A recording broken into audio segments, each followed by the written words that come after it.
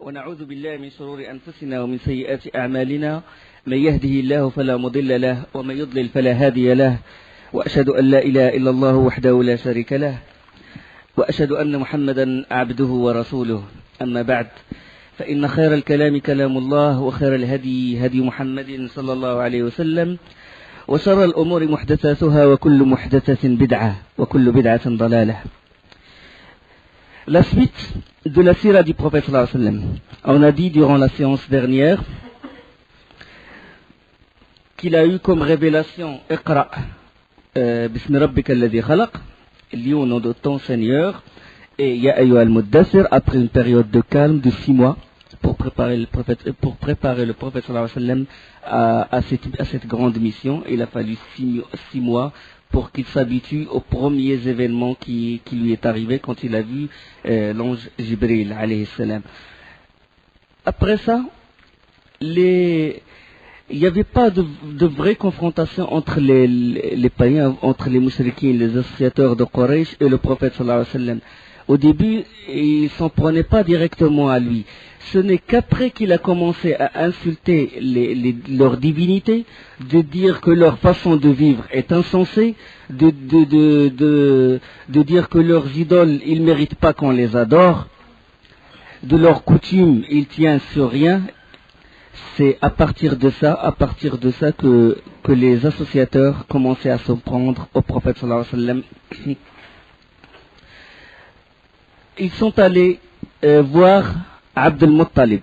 Ils sont allés le voir et ils lui ont dit: regarde le fils de ton frère, regarde ce qu'il dit de notre divinité, regarde, il s'en prend à notre divinité, à nos coutumes, à notre façon de faire. Il dit qu'on n'a pas de principe et qu'il s'en prenait directement à leur pratique ancestrale. Là, Abu Talib, il a essayé de les congédier avec quelques paroles conciliantes. Là, ils sont partis. Mais le prophète sallallahu alayhi wa sallam, quand même, il a continué à prêcher, il a continué à dire que leur façon de vivre elle n'a pas de base, elle est insensée, et qu'il faut qu'ils suivent la vraie religion, qu'il faut qu'ils adorent Allah subhanahu wa ta'ala l'unique, et qu'il faut qu'ils se désavouent de leur divinité. Là, ils sont revenus voir Abu Talib une deuxième fois. Alors là, ils lui ont dit, oh Abu Talib, tu détiens parmi nous un rang élevé. On sait qu'Abu Talib, c'est lui qui a la lignée la plus noble. Bien sûr, la lignée de Abu Talib, il va jusqu'à Ismaïl alayhi salam, et qu'il est respecté, qu'il est le fils de Abd al-Muttalib, et qu'il est très respecté à la Mecque. Là, ils sont allés le voir, ils lui ont dit: bon, tu détiens un rang élevé, nous t'avons déjà demandé de freiner les agissements, les activités de ton neveu. Maintenant, ou bien tu te désavoues de lui et tu dis que tu n'es plus son protecteur, ou bien là on va vous combattre tous les deux. C'est-à-dire Abu Talib, son fils, et tout le clan de Hashim, de Bani Hashim. Ou bien tu freines les activités de ton neveu, ou bien tu auras de grands problèmes. Alors là, Abu Talib, il était gêné. Il a appelé le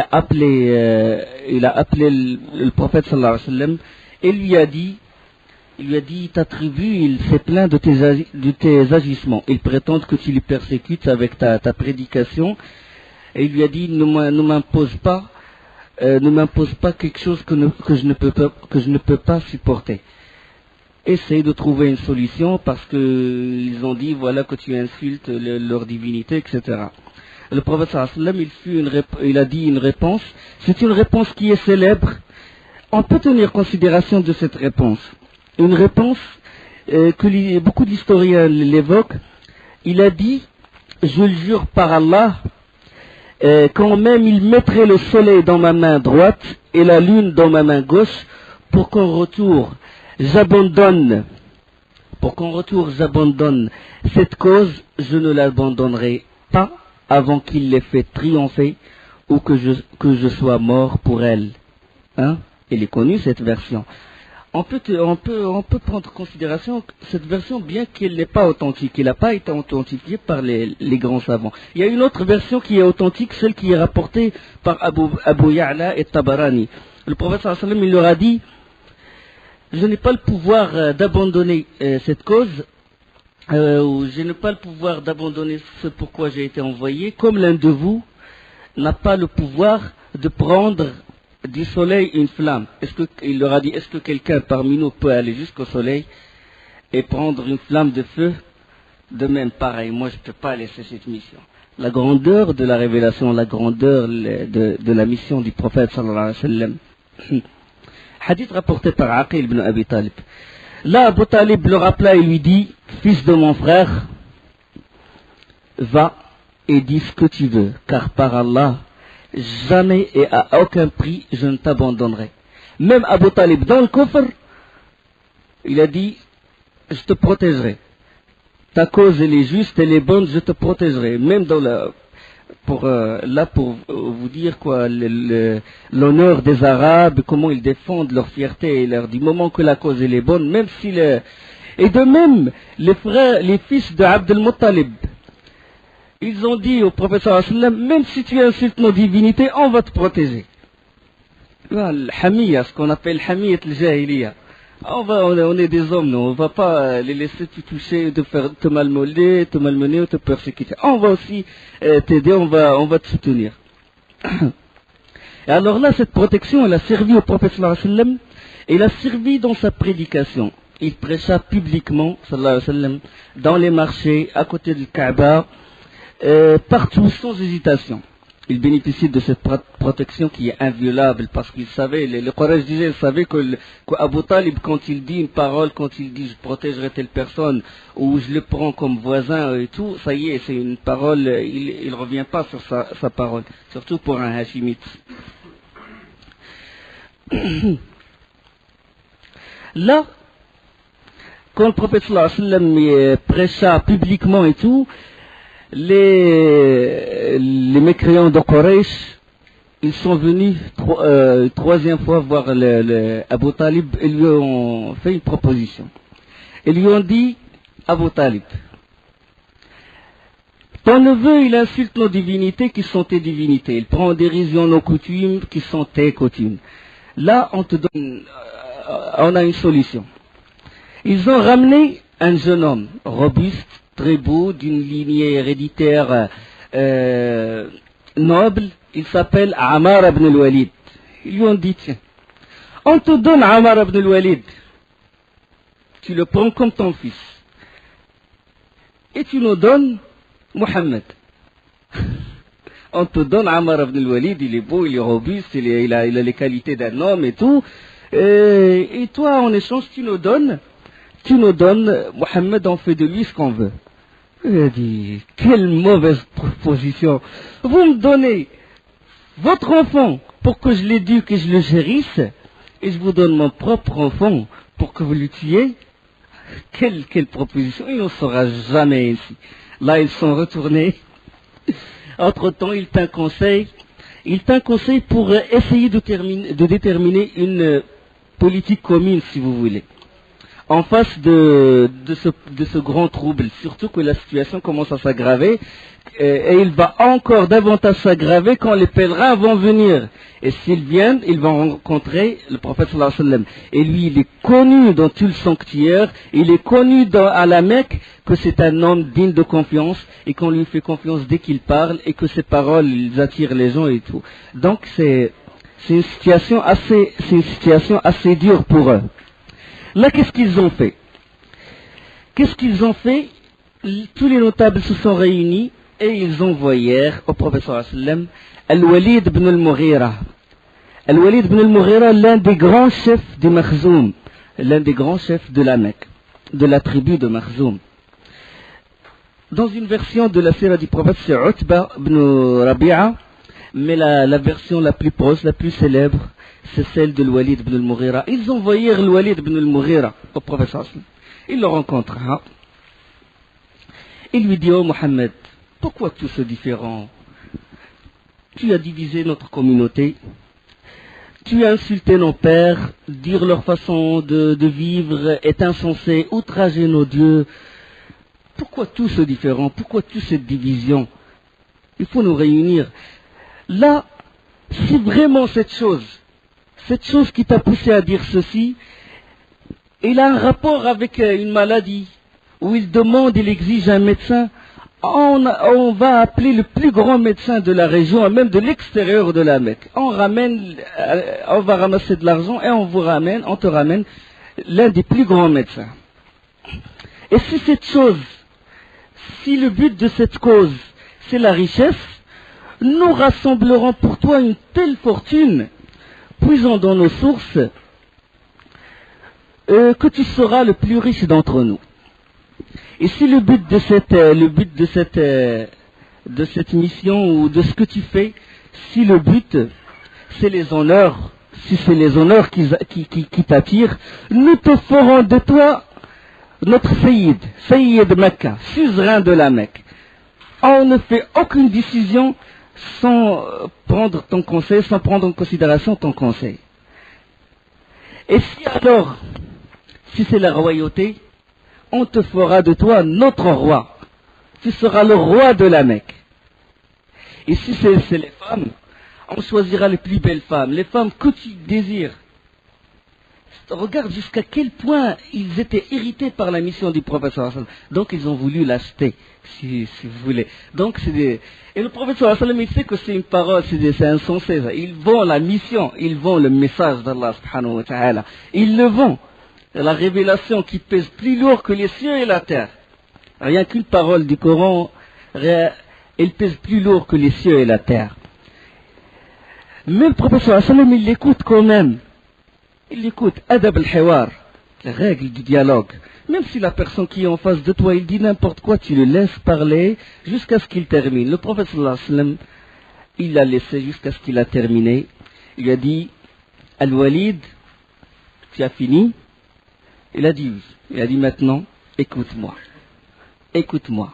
Le prophète sallallahu alayhi wa sallam n'a rien dit, n'a rien ajouté sauf les versets du Coran. Bismillahir Rahmanir Rahim. حاميم تنزيل من الرحمن الرحيم كتاب فصلت آياته قرآنا عربيا لقوم يعلمون بشيرا ونذيرا فأعرض أكثرهم فهم لا يسمعون وقالوا قلوبنا في أكنة مما تدعونا إليه وفي آذاننا وقر ومن بيننا وبينك حجاب فاعمل إننا عاملون قل إنما أنا بشر مثلكم يوحى إلي أنما إلهكم إله واحد فاستقيموا إليه واستغفروه وويل للمشركين. Bismillah ar-Rahman ar-Rahim. Hamim, c'est une révélation descendue de la part du tout miséricordieux, du très miséricordieux. Un livre dont les versets sont détaillés et clairement exposés, un Coran arabe pour des gens qui savent, annonciateur et avertisseur, mais la plupart d'entre eux se détournent, c'est qu'ils n'entendent pas. Et ils dirent, nos cœurs sont voilés contre ce à quoi tu nous appelles, nos oreilles sont sourdes. Et entre nous et toi, il y a une cloison. Agis donc de ton côté, nous agissons du nôtre. Dis, je ne suis qu'un homme comme vous, il m'a été révélé que votre Dieu est un Dieu unique, cherchez le droit chemin vers lui et implorez son pardon et malheur aux associateurs. Il n'y a pas plus fort que ces paroles, il n'y a pas plus éloquent, il n'y a pas plus beau que des réponses. La parole d'Allah subhanahu wa ta'ala, il n'a rien à ajouter. Al-Walid, il se fait emporter par ces paroles-là. L'éloquence, la beauté de la langue arabe, et les mots de la révélation, ils coulèrent sur ses oreilles, il était très attiré. Et le prophète sallam, il continue à réciter le Coran jusqu'au verset فَإِنْ أَعْرَضُوا فَقَدْ أَنذَرْتُكُمْ صَاعِقَةً مِثْلَ صَاعِقَةِ عَادٍ وَثَمُودَ. S'ils s'en détournent, alors dis-leur, je vous ai averti d'une foudre semblable à celle qui frappe Aad et Thamoud. Je vous ai averti une foudre. Là, Al-Walid, il s'est levé et il a mis sa main dans la bouche du prophète sallallahu alayhi wa sallam. Il lui dit arrête, arrête. Il a eu peur qu'il soit atteint par cette foudre. La parole, ce qu'il entend, c'est de la vérité. Il n'y a que de la vérité. Et il le sait. Et il a été tellement envoyé par ces paroles qu'il s'est levé. Il dit Nashattuka Allah wa rahim, Nashattuka Allah wa rahim. Je t'implore le droit d'Allah subhanahu wa ta'ala et le lien du sang. Je t'implore le droit d'Allah et le lien du sang. Arrête, arrête. Jusqu'à quel point il a été attiré. Et le prophète sallallahu alayhi wa sallam, il a continué jusqu'à le verset de la prosternation, puis il s'est prosterné. Puis il ajouta, c'est ce que j'ai à dire. Quand il a terminé, le prophète sallallahu alayhi wa sallam a dit, c'est ce que j'ai à dire. Vraiment, il a été tellement envahi par la beauté de ses paroles que quand il est rentré au club des Quraysh, à l'endroit où se réunissent les kuffars de Quraysh, ils l'ont vu avec un visage, ils lui ont dit, oh là là, cette personne, il est parti avec un visage, il est revenu avec un autre visage. Les expressions de son visage, ils ont changé. Puis, quand il est arrivé, il leur a dit une parole qui est très connue dans les livres de Sira. Inna li qawlihi la halawa, wa inna alayhi la talawa, wa inna a'lahu la musmir, wa inna asfalahu la mughdiq, wa innahu la ya'lu wa la yu'la alayhi. Il a dit, il y a de la douceur dans ces paroles, il y a de la beauté dans ces paroles, il y a de l'éloquence, et personne ne peut faire pareil, inimitable. Innahu la ya'lu wa la yu'la alayhi. Alors là, subhanallah, regardez, le défi du Coran, c'est dans l'éloquence, c'est dans la langue arabe. Les Arabes, ils sont connus, on a déjà parlé de ça, on a déjà parlé dans les cours précédents, que l'habitude des Quraysh, c'était quoi? Quand ils ont des nouveau-nés, qu'est-ce qu'ils font? Ils donnent les nourrissons à des nourrices qui sont de l'extérieur de la Mecque, pour les allaiter et pour qu'ils vivent à l'extérieur de la Mecque. Pourquoi? Parce qu'à la Mecque, il y a les pèlerins qui viennent, et quand ils viennent, ils se mélangent avec les enfants, et alors les enfants, ils perdent de leur éloquence. Ils perdent, c'est-à-dire que leur langue, elle va être entachée par la langue des autres tribus. Alors pour préserver ça, ils donnent leurs enfants, ils donnent leurs nourrissons à des nourrices qui vivent à l'extérieur. Et c'était l'occasion que le prophète sallallahu alayhi wa sallam, c'était Halim al-Sa'diya qui l'a allaité, et même lui, il se vante. Il dit, je suis le plus éloquent des Arabes, j'ai vécu chez les Bani Sa'd. Hein? Parce qu'il a appris cette éloquence chez les Bani Sa'd, chez Fatima al-Sa'diya. D'accord?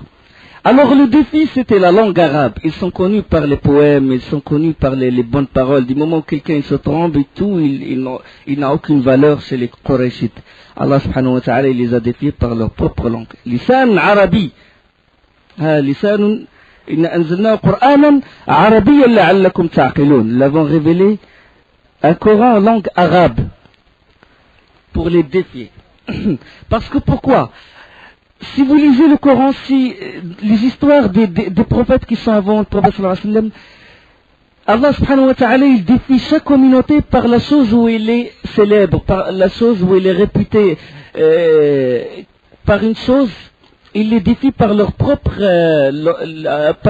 par exemple, c'est le peuple de Bani Israël, de Isa alayhi salam, ils sont connus par la médecine. Ils sont connus par la médecine, c'est-à-dire eux, le médecin, c'est le plus noble pour eux. Et Allah subhanahu wa ta'ala les a défiés, il les a envoyés, Isa alayhi salam, avec les miracles qui défient les médecins.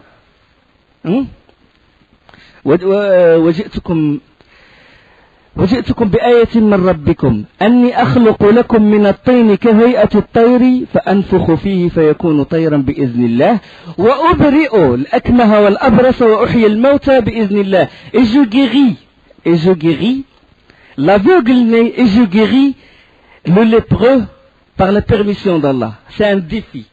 Parce que eux, malgré leur civilisation, malgré ils ont atteint un rang dans le domaine de la médecine, ils ne peuvent pas guérir l'aveugle né, et ils ne peuvent pas guérir le lépreux. Allah subhanahu wa ta'ala les a envoyé un prophète, leur a envoyé un prophète qui les défie par leur propre pratique, leur propre métier. Moussa alayhi salam, c'était quoi? Ils sont connus par comment ils sont connus dans quoi? La sorcellerie, la magie, sihr. Ah, Sahara, c'est eux qui ont un degré de noblesse et tout. Ils sont les plus proches de Pharaon et tout. Et Moussa, Allah subhanahu wa ta'ala les a défiés par leur propre pratique. C'était la sorcellerie, le bâton qui se transforma en serpent et qui dévore ce qu'ils ont fait, la main qui est blanche et étincelante et tout. Donc il les a défiés par les choses dont ils sont célèbres. Là, les Arabes, ils ne sont pas réputés dans ce genre de choses. Ils sont réputés dans l'éloquence, l'arabe pur. Allah subhanahu wa ta'ala les a défiés. وإن كنتم في ريب مما نزلنا على عبدنا فأتوا بسورة من مثله. Si vous êtes dans le doute dans ce qu'on a révélé à notre prophète, ramenez une sourate pareille que celle du Coran. Hein? Am yaquluna iftara, ils disent qu'il l'a inventé.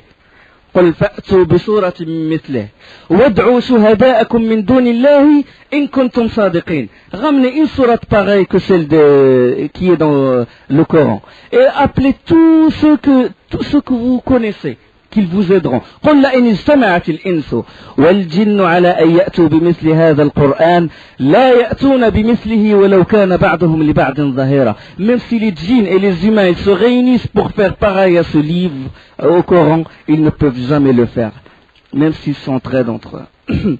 Le défi était dans l'éloquence. Ils ont dit, oh le Walid qui est venu, il leur a rapporté ce qu'il a entendu. Le Walid, ils ont dit, tu as tourné le dos, sabat, c'est-à-dire tu as changé de religion. Il a dit, non, par Allah, je n'ai pas apostasié votre religion, non, mais c'est d'une grande éloquence. Ils ont dit, c'est de la poésie. Il a dit, je connais la poésie, je connais les poètes, je connais les règles, les règles de la poésie, c'est pas de la poésie. Ils ont dit, il est kahin, ça veut dire devin. Devin, il a dit non, je connais les devins, je connais leurs agissements, je connais leur feu, leur méthode de faire, non, c'est pas un devin. Il est sorcier alors, ils ont dit. Non, il n'est pas sorcier, il leur a répondu. Puis après, ils ont dit, qu'est-ce qu'on va dire alors? Il n'est pas un devin, il n'est pas poète, il n'est pas sorcier, il n'est pas... il n'envoûte pas les gens, donc on va dire quoi de lui alors dans ce cas? Il a dit, moi je vous donne un conseil sage. Vous le suivez, ça c'est un moyen. Vous le suivez, une solution. Vous le suivez parce que sa cause est juste. Regarde le témoignage, sa cause est juste, vous le suivez. Ils ont dit non, on ne va pas le suivre. Il a dit donc, dans ce cas, ne vous opposez pas à lui. Laissez-le faire, laissez-le agir. Ne vous opposez-vous pas entre lui et les gens. S'il a eu le dessus sur les Arabes, alors sa souveraineté sera la vôtre. Sa fierté sera la vôtre. Si jamais les Arabes l'abattent ou le tuent, vous en serez débarrassé par les mains d'autrui. Donc c'est une proposition sage. Ils ont dit non. On ne le laisse pas, on lui barre le chemin, on ne le suit pas. Regarde les kuffars, subhanallah. Là, ils ont dit nous voulons une autre solution. Là, après réflexion, qu'est-ce qu'on va dire? Il n'est pas sorcier. وما هو بساحر. Allah subhanahu wa ta'ala. وقالوا ni fou, par exemple, ils ont dit aussi, il est peut-être fou, il a dit, il est fou aussi. Ils disent pas une parole. وقالوا يا أيها الذي نزل عليك الذكر وقالوا يا أيها الذي نزل عليه الذكر إنك لمجنون. Oh, celui à qui est descendu ce dhikr, ce livre, t'es un fou. Toutes les accusations se trouvent dans le Coran. Sahir, Majnoun, Sha'ir, wa ma huwa biqawli sha'ir, qalilan ma tadhakkaroun. Il n'est pas la parole d'un poète. Là, il n'est pas sorcier, mais il a au moins un point commun avec les sorciers. Là, les Quraysh, ils se réunissent et tout. Quelle est l'étiquette qu'on va coller à cette personne? Sorcier, il a un point commun avec les sorciers. Il a un point commun avec les sorciers. Les sorciers, ils divisent. Ils divisent la communauté. Ils séparent entre le mari et sa femme. Ils séparent entre l'enfant et son père, entre le père et son enfant. Alors là, on va dire qu'il est sorcier. Voilà, c'est un sorcier qui est grave. Il faut mettre les gens en garde contre lui et tout. C'est un sorcier. Puis le Walid ibn al-Mughira, il a dit, c'est lui qui les a aidés à accuser le prophète sallallahu alayhi wa sallam de sorcier. Regarde, après qu'il est venu pour guider, pour faire da'wah au Quraysh, quand il leur a dit de suivre le prophète parce que sa cause est juste, il tourna le dos. À la fin, il tourna le dos et il a dit, moi je suis de la religion de Quraysh et celui-là c'est un sorcier. Allah subhanahu wa ta'ala, là, c'est très important parce que je l'ai dit au début de la sira du prophète sallallahu alayhi wa sallam. Quand on lit le sira du prophète, on comprend bien le Coran. On ne peut comprendre le Coran que si on lit la sira du prophète sallallahu alayhi wa sallam. Allah subhanahu wa ta'ala, il a révélé les versets suivants. ذرني ومن خلقت وحيدا وجعلت له مالا ممدودا وبنين شهودا ومهدت له تمهيدا ثم يطمع أن أزيد كلا إنه كان لآياتنا عنيدا. Laisse-moi avec celui que j'ai créé seul. Seul, ça s'attribue à Allah subhanahu wa ta'ala. Laisse-moi avec celui que j'ai créé seul et à qui j'ai donné des biens étendus. Parlant de Walid ibn al-Mughira et des enfants qui lui tiennent toujours compagnie pour qui aussi j'ai aplani toute difficulté. Cependant, il convoite de moi que je lui donne davantage. Pas du tout, car il reniait nos versets avec entêtement.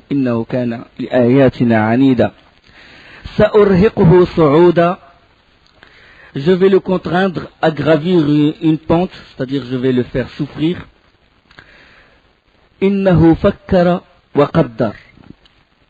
Il a réfléchi et il a décidé.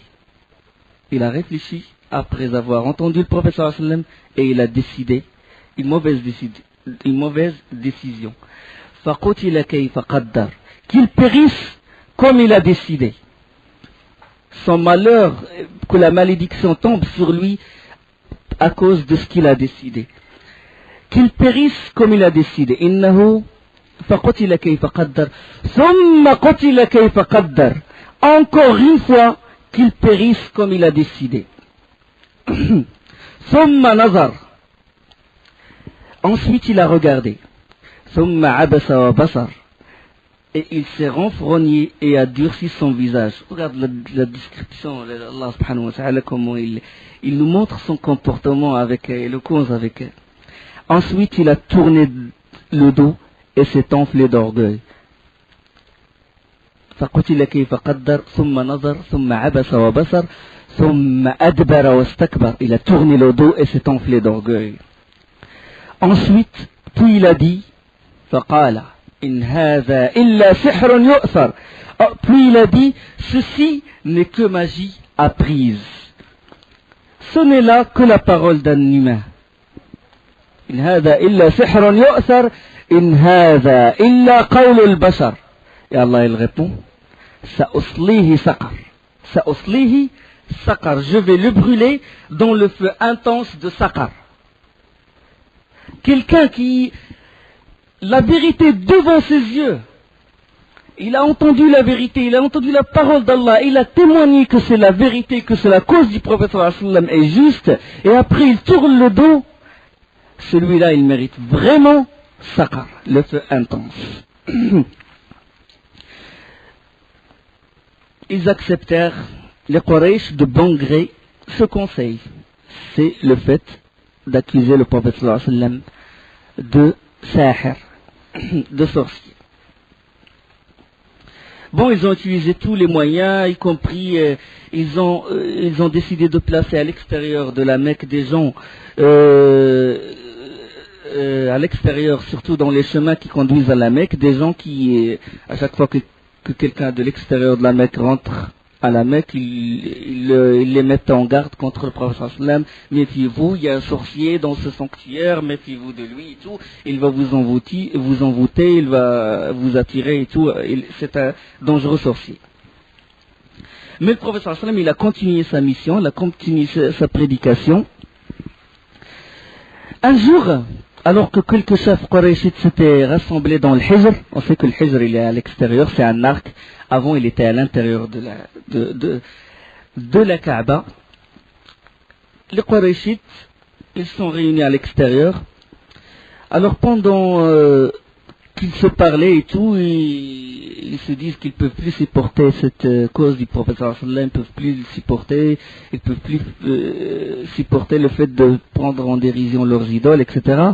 Et Allah subhanahu wa ta'ala, il a voulu que le prophète sallallahu alayhi wa sallam apparût et qu'il est allé au coin oriental, al-Rukn Yamani, le coin yéménite, et qu'il fait tawaf. Dès qu'il a fait tawaf,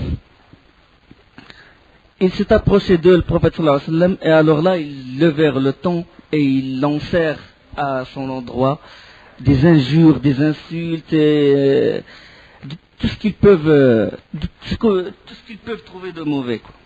Des propos très injurieux.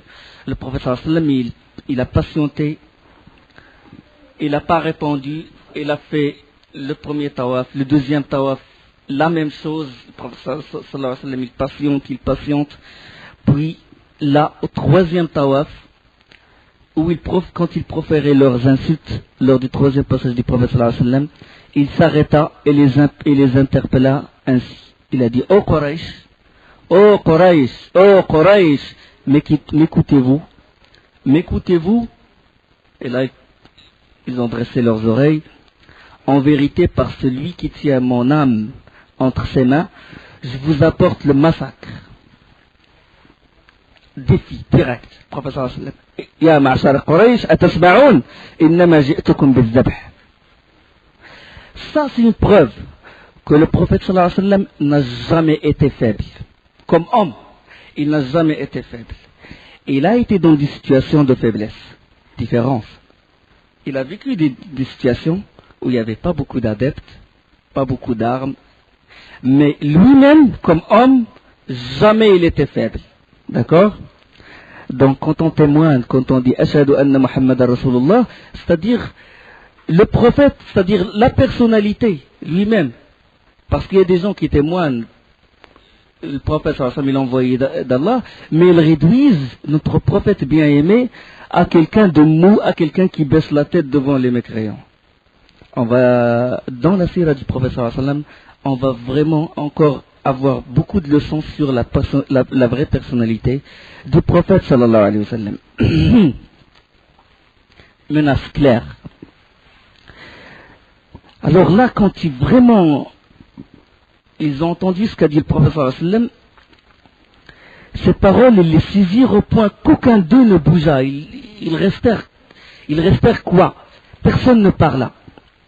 Jusqu'à ce que l'un d'eux, qui s'était montré le plus acharné, il remplit le silence et baissa le ton avec de douces paroles qu'il a pu trouver. Le plus acharné, celui qui insultait le prophète sallallahu alayhi wa sallam, dans ces situations, dans cette atmosphère tendue, que tout le monde n'a pas réagi, il a rempli le silence, il a dit « Oh Abul Qasim », maintenant c'est la politesse, « Oh Abul Qasim, suis ton chemin, tu n'as jamais été ignorant. » Abul Qasim, insarif rashidan. Le prophète sallallahu alayhi wa sallam est parti. Là, le répit, il a envoyé le Quraysh. Comment ça se fait? Il a suffi qu'il nous dise un mot. Ji'tukum bil-dhabh. Je vous ai ramené le massacre et vous baissez les mains et tout. Et nous qui étions vraiment décidés à le malmener, à le séquestrer, comment on n'est pas des hommes? Comment ça se fait qu'il dit un mot que personne ne réponde? Là, le lendemain, ils l'ont attendu. Ils ont attendu le prophète sallallahu alayhi wa sallam. Ils l'ont attendu. Le prophète sallallahu alayhi wa sallam apparut et ils se jetèrent sur lui. Les coups commencent à pleuvoir, ils commencent à le frapper sallallahu alayhi wa sallam. Et ils lui disent, tu nous menaces de massacre, tu nous menaces de massacre. Maintenant tu nous menaces, c'est toi qui dis ça, c'est toi qui prends en dérision nos idoles. Et le prophète sallallahu alayhi wa sallam, il reçoit les coups, il dit oui, c'est moi qui dis ça, c'est moi qui dis ça, c'est moi qui dis ça. Jusqu'à ce que Fatima sorti, il a vu toute la troupe sur son père, le prophète sallallahu alayhi wa sallam. Et puis il a voulu défendre son prophète, mais c'est une femme, il n'a pas pu. Et puis il a couru demander secours chez Abu Bakr as-Siddiq radiyallahu anhu. Abu Bakr il est venu en courant, il est rentré dans la foule, il tapait, il frappait, et lui il frappe jusqu'à ce qu'il a sorti le prophète sallallahu alayhi wa sallam, et il a dit une parole qui est connue dans la sira, ataqtuluna rajulan an yaqula rabbi Allah, hein? Vous tuez quelqu'un qui dit que mon Seigneur c'est Allah. Et le prophète sallallahu alayhi wa sallam il a failli s'évanouir à cause de ces coups-là. Là, les efforts ont été doublés pour étouffer cette mission du prophète sallallahu alayhi wa sallam. Cette version, ce hadith-là, il est rapporté par l'imam Ahmad et il est sahih. An Abdullah ibn Amr. Le hadith le texte que j'ai rapporté. Alors le prophète sallallahu alayhi wa sallam, malgré ça, malgré les hostilités des mécréants envers lui, il est resté quand même indulgent et endurant, il patiente et tout. Et alors là, un jour, Abu Jahl, il passa à côté du prophète sallallahu alayhi wa sallam. Il passa à côté de lui. Abu Jahl, il a eu ce nom parce qu'à l'origine, il s'appelait Abu al-Hakam. C'est un Makhzoumite. Il s'appelle Abu al-Hakam. Et c'est les musulmans qui l'ont appelé Abu Jahl, c'est-à-dire le contraire de l'homme sensé. Ils l'ont appelé l'homme insensé, Abu Jahl. Il était Abu al-Hakam, il est devenu Abu Jahl. Alors là, il se met à côté du prophète sallallahu alayhi wa sallam, il se met debout devant le prophète sallallahu alayhi wa sallam, et là, il se met à lancer des injures envers le prophète sallallahu alayhi wa sallam. Pour montrer que, parce que déjà Abu Jahl, déjà il a voulu avant être l'un des notables, des grands notables de Quraysh et tout. Donc pour montrer sa valeur et tout, il est allé voir le prophète sallallahu alayhi wa sallam, il a lancé des injures, il a couvert le prophète sallallahu alayhi wa sallam d'injures. Et le prophète sallallahu alayhi wa sallam, il s'est contenté de regarder. Il n'a pas répondu à une insulte jusqu'à ce que Abu Jahl a vidé son répertoire d'insultes. Et là, une esclave de Abdullah ibn Jud'an, une esclave, il a vu toute la scène. Vous connaissez Abdullah ibn Jud'an, on a parlé de lui dans Hilf al-Fudul, dans l'alliance de Fudul, à réviser. Il fut témoin de cette scène. Allah subhanahu wa ta'ala, il a voulu que Hamza, et Hamza n'était pas encore rentré en islam. Hamza, il revenait de chasse. Il fait la chasse. Et il avait l'habitude, à chaque fois qu'il rentrait de la chasse, il passe là où se réunissent les Quraysh, et puis il leur dit, voilà ce que j'ai fait, et il leur raconte ses aventures. Et il rapporte qu'il a une force, il est très robuste, il est fort, qu'il chasse même les lions. Il rapporte dans les siyar, dans les livres d'histoire. L'esclave, El-Baran Shema Hamza, elle lui a dit, oh Abu Umara, si tu as vu comment Abu Jahl insultait et offensait ton neveu, sans que celui-ci assis posément ne proféra un mot jusqu'à son départ. Elle a dit ça à Hamza. Il a dit, regarde, Abu Jahl, il a couvert ton neveu d'insultes et tout. Et Hamza lui a dit, quelqu'un a répondu, quelqu'un a dit quelque chose. Il a dit, quelqu'un l'a vu, il a dit, tout le monde l'a vu, les Quraysh, tout le monde l'a vu, personne n'a répondu. Alors là, Hamza fut scandalisé. comment personne n'a défendu son neveu, comment et tout. Il a couru directement chez les Quraysh. Abu Jahl était assis, et puis Hamza, il a pris l'arc et il a asséné d'un coup la tête d'Abu Jahl, jusqu'à ce que le sang a giclé de sa tête, jusqu'à ce qu'il soit blessé. Il lui a dit, en le blessant, il a blessé gravement, il lui a dit, l'insulteras-tu? L'insulteras-tu? Maintenant que je suis de sa religion, atasubbuhu wa ana ala dini? Hamza, il a dit, atasubbuhu wa ana ala dini? Qui ose me combattre? Qui est parmi vous un homme qui peut me combattre? Là, les Makhzoumites, ils ont eu la fierté, les Arabes, ils sont connus. Ils se levèrent et puis Abu Jahl, il leur a dit, asseyez-vous, parce que laissez Abu Omar, parce que j'ai vraiment insulté son neveu. Là, l'atmosphère s'est apaisée et Hamza, il est rentré chez lui, puis il a dit, dès qu'il s'est calmé, il s'est dit, j'ai dit une phrase s'est échappée de sa langue, une phrase, atasubbuhu wa ana ala dini, l'insulteras-tu alors que je suis de sa religion? Mais il n'est pas de sa religion. Elle est sortie. Elle s'est échappée de sa langue sans vraiment la contrôler. Hamza, il s'est vengé. Mais il a dit une parole qui s'est échappée de sa langue. Lui-même, il dit, je ne sais pas comment il est sorti de cette parole, comment ces mots sont sortis de ma langue, comment cette parole s'est échappée. Atasubbuhu wa ana ala dini, l'insulteras-tu alors que je suis de sa religion? Mais Hamza, il n'est pas de la religion, n'a pas encore embrassé l'islam. Là, il est resté tourmenté. Qu'est-ce qu'il va faire? Il retourne le lendemain, dire au Quraysh, excusez-moi, je ne suis pas de sa religion. Ça convient pas pour un Hachimite. Les Hachimites sont fiers. Qu'est-ce qu'il fait? Ou il embrasse l'islam, mais il n'est pas convaincu.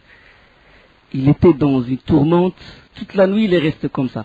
Puis après il s'est adressé à Allah subhanahu wa ta'ala, et il a dit, In kana khayran faj'al tasdiqahu fi qalbi. Si c'est du bien dans ce que j'ai dit, alors mets dans mon cœur la croyance à ton prophète.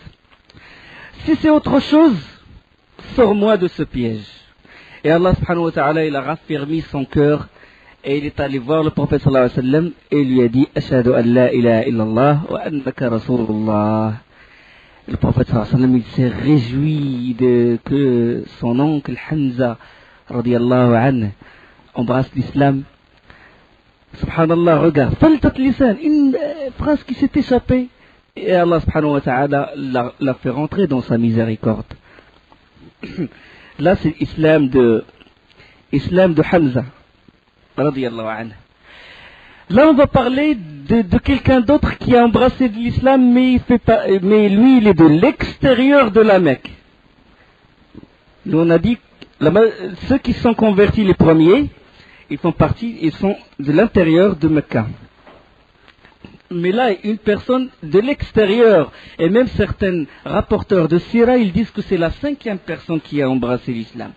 C'est Abu Dharr al-Ghafari radiyallahu anhu. Abu Dharr, il n'est pas Qurayshite.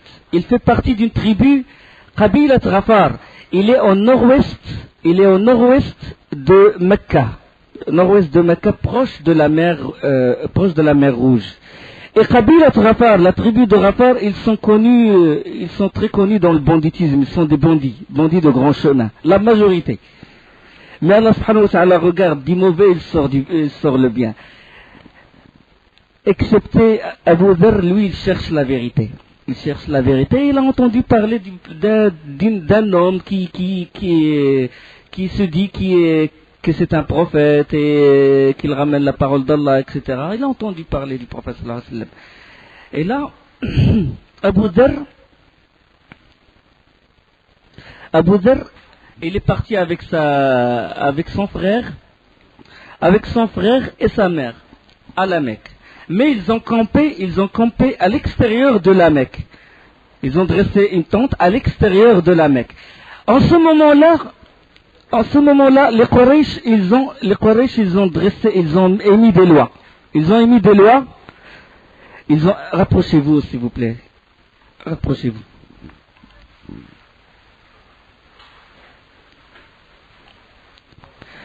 Ils ont émis des lois, c'est que personne à l'intérieur de la Mecque ne parle à une personne de l'extérieur de la Mecque sur le sujet du prophète sallallahu alayhi wa sallam.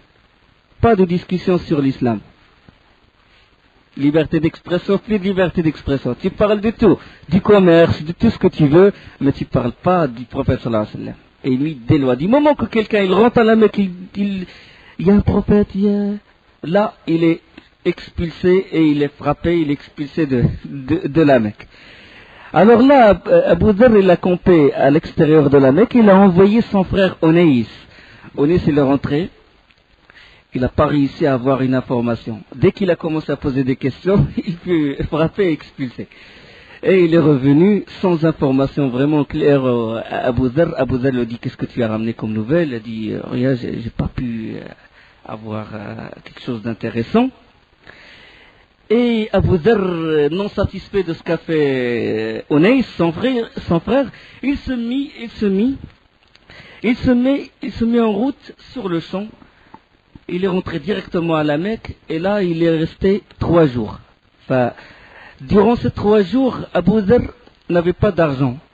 Il n'avait pas de nourriture, il cherchait. Durant ces 3 jours, il cherchait la vérité. Il dormait à la Mecque, dehors, et il buvait l'eau de Zamzam. Il mangeait rien, il buvait l'eau de Zamzam. Et il se rassasie. Et dès qu'il boit de l'eau de Zamzam, il se rassasie parce que le prophète sallallahu alayhi wa sallam, il a dit Ma'u Zamzam طعم طعيم وشفاء سقيم. ماء زمزم طعم طعيم. ماء زمزم c'est une nourriture pour quelqu'un qui a faim et c'est une guérison pour quelqu'un qui est malade. Abu Dharr il ne fait que boire de cette eau, il cherche quelqu'un qui peut l'informer sur le prophète sallallahu alayhi wa sallam. Non, il y a pression médiatique sur le prophète sallallahu alayhi wa sallam. Tout le monde a le droit de parler sauf lui. Le 3e jour, le soir du 3e jour, Allah subhanahu wa ta'ala il a frappé tout le sanctuaire, le haram, le Quraysh, il les a frappés de sommeil, quoi. Tout le monde dormait. Le haram était vide, le sanctuaire autour de la Kaaba était vide. D'habitude il y avait toujours des gens, mais là il y avait tout le monde dormait. Abu Dharr il regardait comme ça, puis il a vu 2 esclaves qui sont allés du côté de Isaf et de Naïla, Safa ou Al-Marwa. Ils veulent accomplir certaines adorations de shirk là-bas et tout, entre Safa ou Al-Marwa. Ils veulent adorer Isaf, la statue de Isaf et la statue de Naïla. Là, Abu Dharr, il a dit, bon, 2 esclaves, ils vont pas me dénoncer, je vais leur poser des questions sur Mohammed et tout, ils vont pas me dénoncer. Il est allé les voir. Il a dit, il a dit, qu'est-ce que vous savez sur cette nouvelle religion? Qu'est-ce que vous savez? Qu'est-ce que vous connaissez? Est-ce que vous connaissez quelqu'un qui se dit prophète et tout? Ils lui ont dit, pourquoi t'intéresses-tu à cette nouvelle religion? Tu laisses Isaf, la statue de Isaf, tu laisses Isaf et Naïla et tu suis une autre religion. Il n'y a pas pareil que notre religion. Il a dit, Isaf et Naïla, n'était-il pas un fornicateur ou une fornicatrice?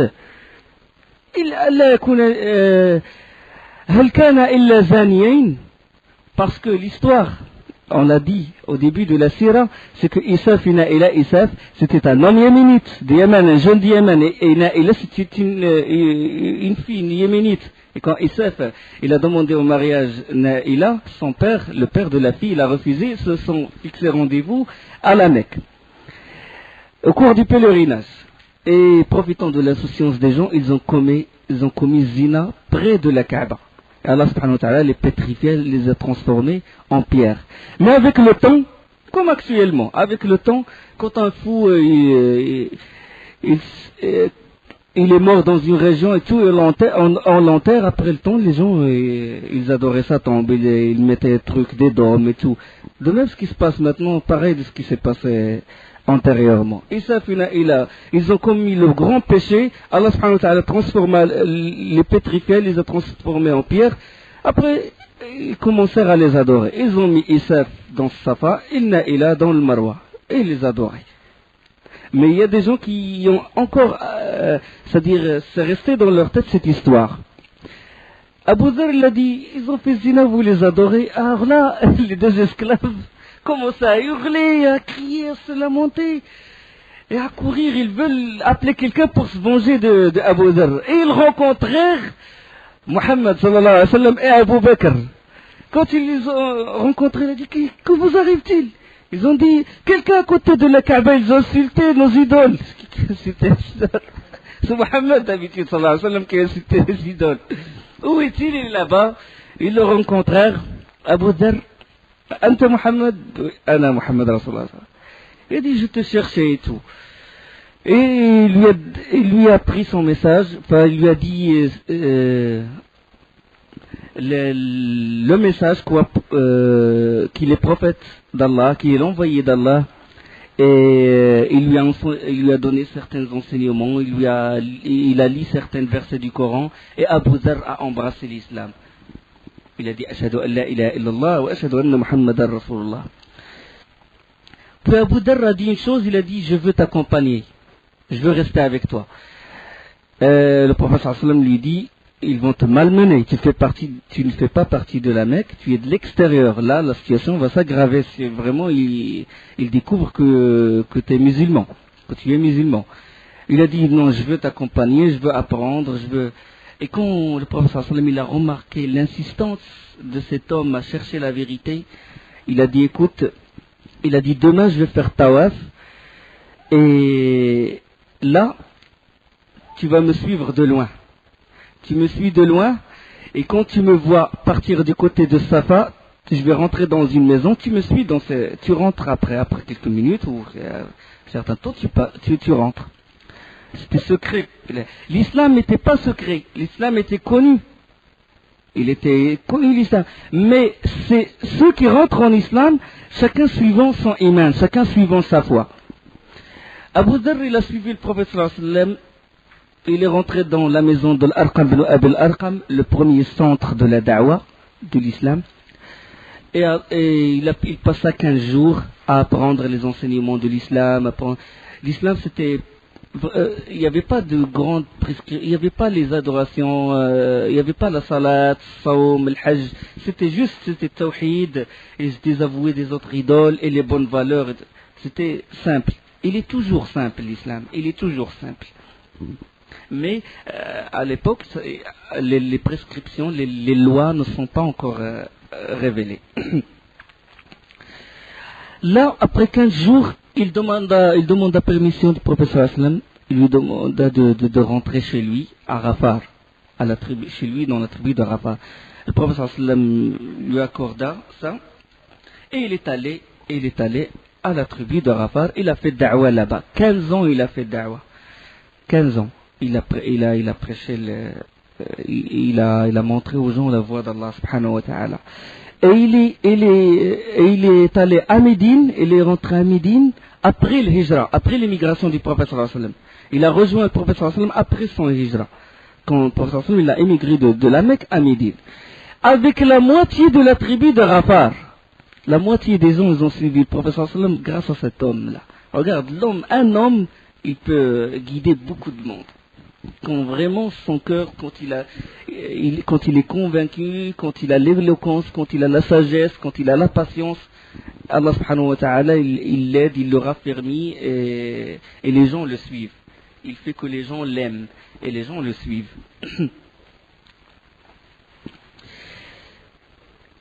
Revenons à l'histoire de Quraysh. Quraysh, irrité par cette da'wa, les gens rentrent. Cette da'wa, elle gagne davantage des adhérents. Et là, les Quraysh, ils envoyèrent chercher le prophète sallallahu alayhi wa sallam pour lui parler, discuter avec lui. Le prophète sallallahu alayhi wa sallam accepta.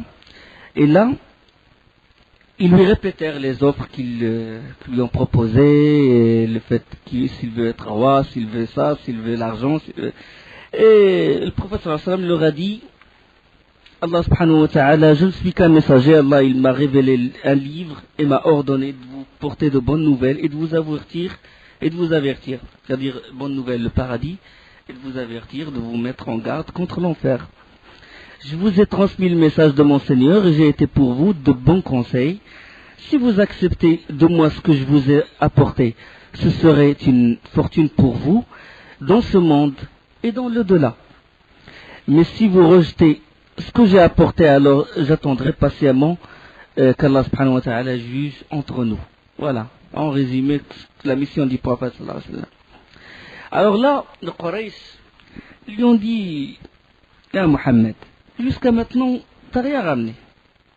T'as pas ramené quelque chose, un signe, un miracle.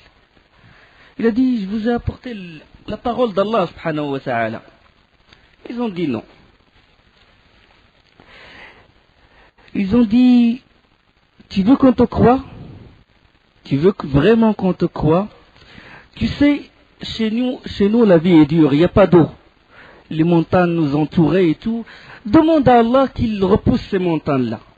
Demande à Allah qu'il repousse ces montagnes et qu'il fait jaillir de l'eau à la Mecque et fait pousser des arbres et des jardins.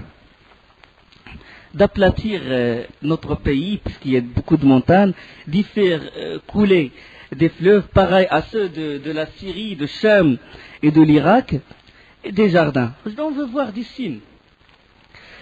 Et le prophète sallallahu alayhi wa sallam leur a dit, ceci appartient à Allah subhanahu wa ta'ala. Il a dit, ceci appartient à Allah subhanahu wa ta'ala. Puis ils lui ont dit, si tu veux vraiment qu'on te croie, ressuscite nos pères. Parce que tu crois, tu dis qu'Allah il ressuscite les morts. Ils lui ont dit, ressuscite nos pères. Et parmi lesquels, le premier de nos pères que tu dois ressusciter, c'est Qusay ibn Kilab. On sait que Qusay ibn Kilab, c'est lui qui a rendu la fierté au fils d'Ismaël. On a parlé ça dans les cours précédents.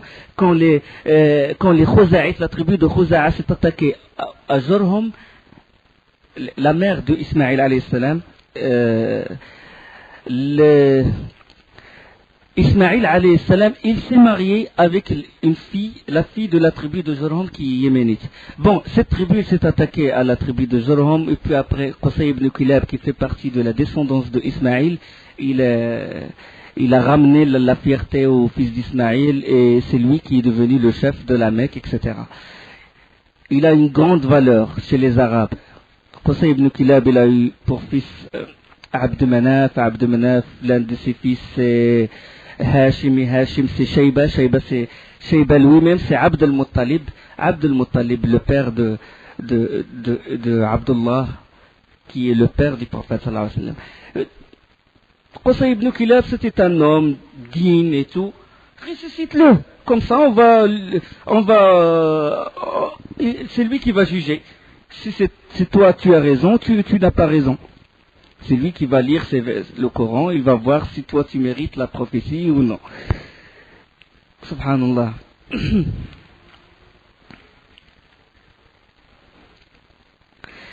Le prophète sallallahu alayhi wa sallam, il a dit, je n'ai pas été envoyé pour ça. C'est Allah subhanahu wa ta'ala qui ressuscite. C'est Allah subhanahu wa ta'ala qui ressuscite. Si les signes, ils appartiennent à Allah subhanahu wa ta'ala. Là, ils ont dit, d'accord, écoute, demande des faveurs au moins pour toi. Ne demande pas de faveurs pour nous, pour toi. Parmi ces faveurs, tu dis que les anges, ils descendent sur toi. Ben, fais descendre les anges. On veut voir les anges. Et demande à Allah d'envoyer avec toi un ange qui confirmera ton message. Il nous opposera un démenti. Un ange qui dit, il confirmera que tu es l'envoyé d'Allah et qu'il dit que nous avons tort. Le prophète sallallahu alayhi wa sallam, il a dit, vous ne pouvez pas voir les anges. L'être humain est faible, il ne peut pas voir les anges. Il ne peut pas supporter de voir les anges. Là, les Qurayshides, ils ont dit, tu nous demandes de te suivre alors que tu es pauvre. Si tu étais riche, tu mériteras qu'on te suive. Demande à Allah de t'accorder des jardins, des palais et des trésors d'or et d'argent. Les palais Kisra, les gens ils le suivent, il a des palais d'or, il a une couronne qui pèse 90 kilos, il a Arsh, le lit sur lequel il s'assoit, il est plein de perles, il est plein d'or, il est plein de diamants. Demande à Allah qu'il te donne pareil. Comme ça on te suit. Au moins on suit un homme riche, fort et tout. Le prophète sallallahu alayhi wa sallam leur a dit la richesse, il n'a pas de valeur près d'Allah subhanahu wa ta'ala. La différence entre les gens, c'est la crainte d'Allah. Les plus proches d'Allah sont ceux qui craignent Allah. Inna akramakum indallahi atqakum. Ce qui compte, c'est la crainte d'Allah subhanahu wa ta'ala. Là, ils accentuèrent encore leur défi. Ils ont dit, bon, d'accord, tu nous menaces, tu dis tu nous menaces qu'on va mériter le châtiment terrible, on aura un grand châtiment et tout, le feu ardent, etc. Alors fais tomber le ciel en morceaux. Anzil alayna as-samaa kisafa. Fais tomber le ciel en morceaux sur nos têtes. Fais-nous cette menace. Fais cette menace. Agis. On veut voir des signes. Le prophète sallallahu alayhi wa sallam leur a dit, c'est Allah qu'appartient de décider. S'il le désire, il le fera. Alors là, les Quraysh, ils ont dit, tu nous as rien apporté. Tu nous as rien apporté de toutes les choses qu'on t'a dit, des signes, mais t'as rien donné, t'as rien ramené. Toutes ces choses, toutes ces signes-là, tu veux nous donner aucun signe. Là, c'est que tu es un menteur ou c'est quelqu'un d'autre qui t'apprend. Il y a un homme au Yamama qui vit dans la tribu du Yamama, il s'appelle Rahman. C'est lui qui t'apprend parce qu'eux, ils ne croient pas en Rahman. L'un des noms d'Allah, il croit en Allah, mais il y associe les idoles.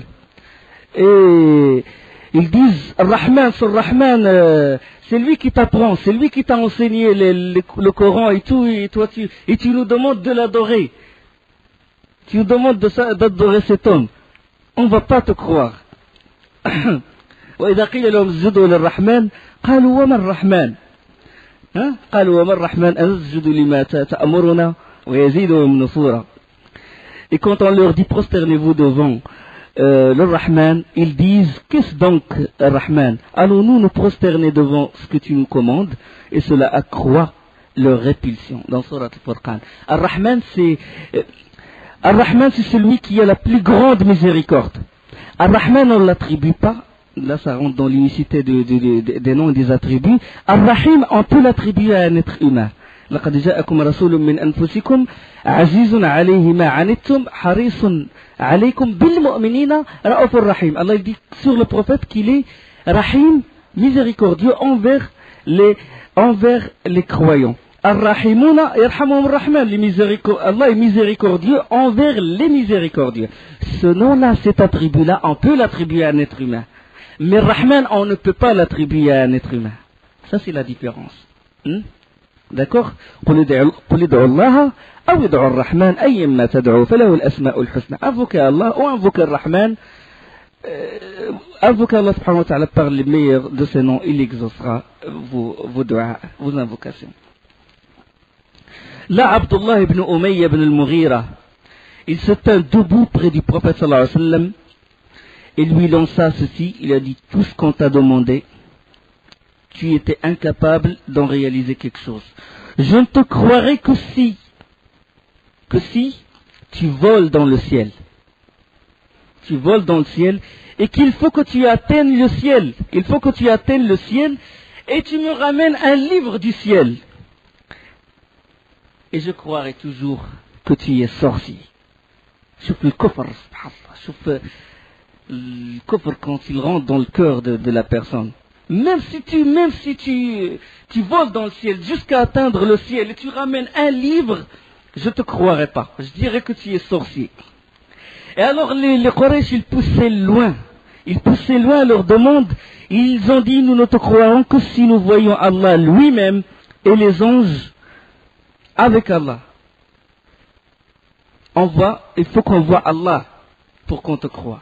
Comme les Bani Israël. Arina Allah jara, on veut voir Allah.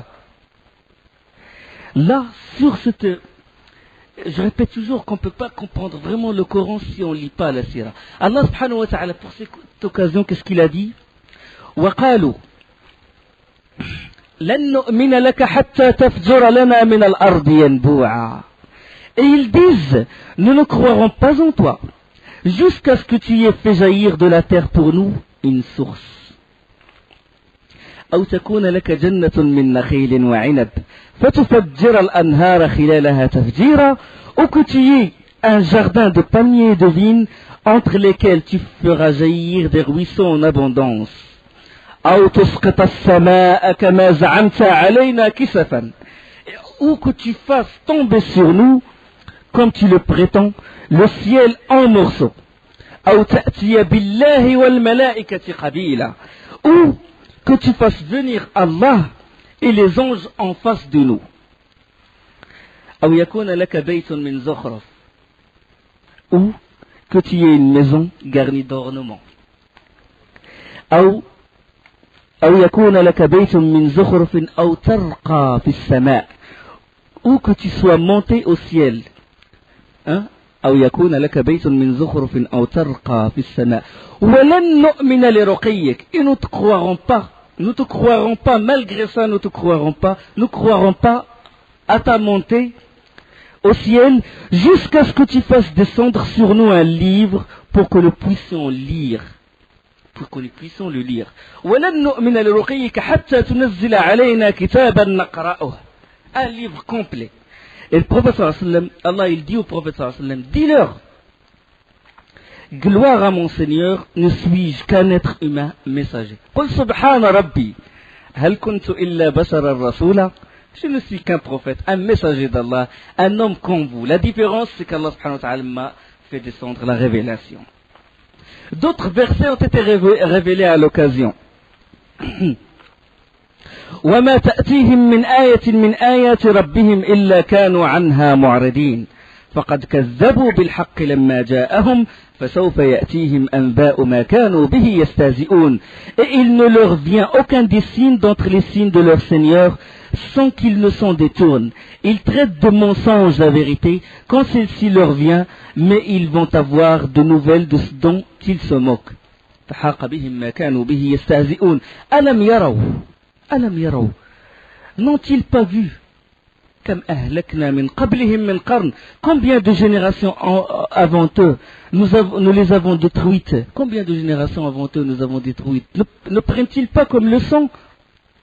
ألم يروا كم أهلكنا من قبلهم من قرن مكناهم في الأرض ما لم نمكن لهم, auxquels nous avions donné pouvoir sur terre bien plus que ce que nous vous avons donné.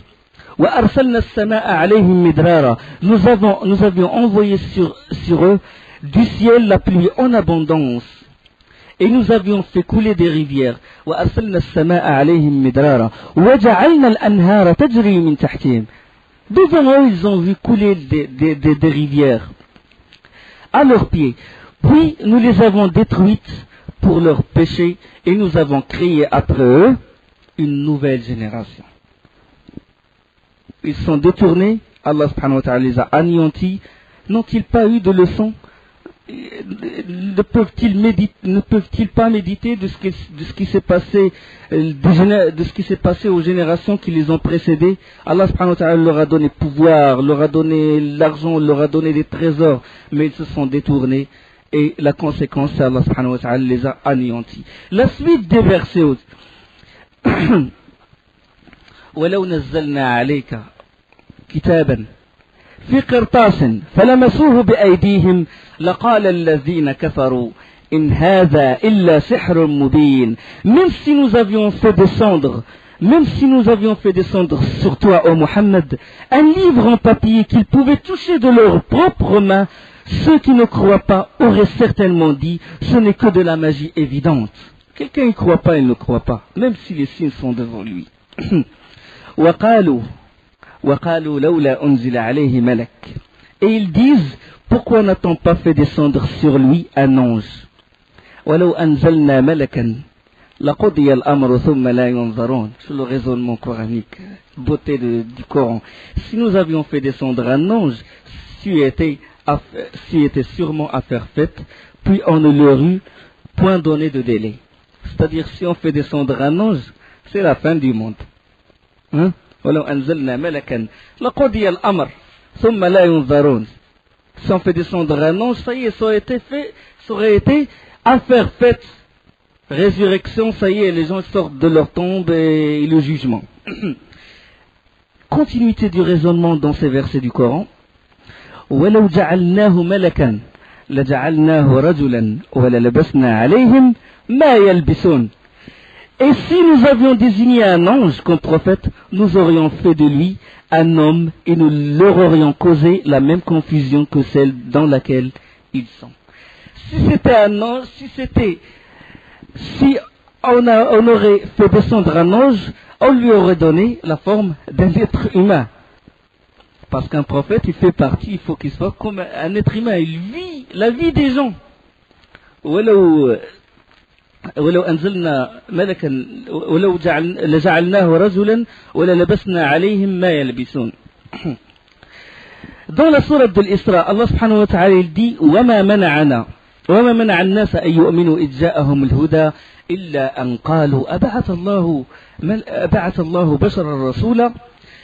Et rien n'empêche les gens de croire quand le guide leur est parvenu, si ce n'est qu'ils disaient Allah envoie-t-il un être humain messager? Il s'étonnèrent du fait que comment Allah il envoie un être humain. Il aurait dû envoyer des anges et tout pour qu'on les suive. Dit Allah subhanahu wa ta'ala, il répond, dit, s'il y avait sur terre des anges marchant tranquillement, nous aurions certes fait descendre sur eux du ciel un ange messager. قل لو كان في الأرض ملائكة يمشون مطمئنين لأنزلنا عليهم ملكا رسولا. Si c'était des anges qui vivaient sur terre, ils marchaient tranquillement, ils mangeaient et tout, on aurait fait descendre un ange. Mais puisque vous êtes des êtres humains, on vous envoie un homme qui fait partie de vous. لقد من الله على المؤمنين إذ بعث فيهم رسولا من أنفسهم. Parmi les bienfaits d'Allah subhanahu wa ta'ala sur les croyants, qu'il leur a envoyé un homme qui fait partie d'eux, un Qurayshite, un homme qui mange, qui se marie, qui pleure, qui rit, un homme comme eux, un homme. La différence, c'est la révélation. قل كفى بالله شهيدا بيني وبينكم إنه كان بعباده خبيرا بصيرا. Dit Allah suffit comme témoin entre vous et moi. Il est sur ses serviteurs parfaitement connaisseur et clairvoyant. Pourquoi le prophète sallam ne veut pas ramener de signes? Pourquoi il ne veut pas demander à Allah subhanahu wa ta'ala de ramener différents signes? Les Bani Israël, ils ont eu des signes, 9 signes. وَلَقَدْ آتَيْنَا بني إسرائيل 9 آيات وَلَقَدْ آتَيْنَا موسى 9 آيات بينات. Et nous donnâmes à Moussa 9 miracles évidents. Demande donc aux enfants d'Israël, lorsque leur vint et que Pharaon lui dit, oh Moïse, je pense que tu es ensorcelé. Ils ont cru. 9 signes. Le bâton, la main blanche étincelante, la mer qui se partage, qui se fondent en deux, les malédictions sur le Pharaon et tout. Tous ces signes, ils n'ont pas cru. Allah subhanahu wa ta'ala dit sur Bani Israël, وَمَا نُرِيهِمْ مِنْ آيَةٍ إِلَّا هِيَ أَكْبَرُ مِنْ أُخْتِهَا. Chaque miracle que nous leur montrions était plus probant que son précédent. Isa alayhi salam, il n'a pas ramené de signes, il a ramené beaucoup de signes, mais ils n'ont pas répondu à son appel, ils n'ont pas suivi. Pourquoi Allah subhanahu wa ta'ala il n'a pas fait descendre des signes? Allah subhanahu wa ta'ala il répond, وما منعنا أن نرسل بالآيات إلا أن كذب بها الأولون. وما منعنا أن نرسل بالآيات إلا أن كذب بها الأولون. Rien ne nous empêche d'envoyer les miracles, si ce n'est que les anciens les avaient traités de mensonges. وما منعنا أن نرسل بالآيات إلا أن كذب بها الأولون ولقد آتينا ثمود الناقة مبصرة فظلموا بها. Nous avions apporté au Thamoud la chamelle qui était un miracle visible, mais ils lui firent du tort. En outre, nous n'envoyons des miracles qu'à titre de menace. Thamoud, le peuple de Thamoud, le peuple de Salih, alayhi salatu wassalam, le peuple de Salih, qu'est-ce qu'ils ont dit? Ils ont dit à Salih, pour qu'on te suive, regarde, subhanallah, les mécréants, qu'est-ce qu'ils imaginent? Pour qu'on te suive, tu sors de ce rocher-là, une chamelle. Puis l'autre, il a dit grande chamelle géante. Puis l'autre, il a dit rouge, une chamelle rouge. Puis l'autre, il a dit une chamelle qui est enceinte. Et que son enfant, il a 10 mois enceinte. Regarde comment il plaisante, subhanallah. Allah, et Salih, alayhi salatu wassalam, il a invoqué Allah subhanahu wa ta'ala, et la chamelle, il est sorti, le rocher, il s'est fondé en deux, et la chamelle est sortie géante, et avec tous les signes, avec toute la description, les conditions qu'ils ont posées, c'était laid. Et pourtant, ils n'ont pas cru, ils sont allés loin jusqu'à la blesser, jusqu'à vouloir la tuer, jusqu'à tuer Salih, alayhi salatu wassalam. Ils n'ont pas cru. Les signes devant eux. Ils ont vu de leurs propres yeux ça. Alors là, après cette discussion, Jibril, alayhi salam, l'envoyé du ciel, est venu voir le prophète sallallahu alayhi wa sallam. Il lui dit, Allah te donne le choix. Si tu veux, tu patientes, tu les supportes. Si tu veux, on leur enverra tout ce qu'ils ont demandé. Tout, en détail. Tout. La Mecque se transformera en paradis terrestre, tout ce qu'ils ont demandé. On leur enverra ça. Mais s'ils démentissent, s'ils renièrent, ils seront anéantis entièrement. La Mecque sera anéantie. Tout ce qui c'est pareil que les autres communautés qui nous ont précédés. Quand ils n'ont pas obéi, le déluge, At-Tufan, à cause de leur shirk, à cause de leur association, ils ont été noyés et directement en enfer. Subhanallah. Le peuple de Ad, le peuple de Thamoud, ils ont vu les signes, ils ont renié. Alors si ton peuple, cette communauté, après avoir vu les signes et qu'il désobéit et qu'il renie, Allah subhanahu wa ta'ala lui fera subir le plus grand châtiment.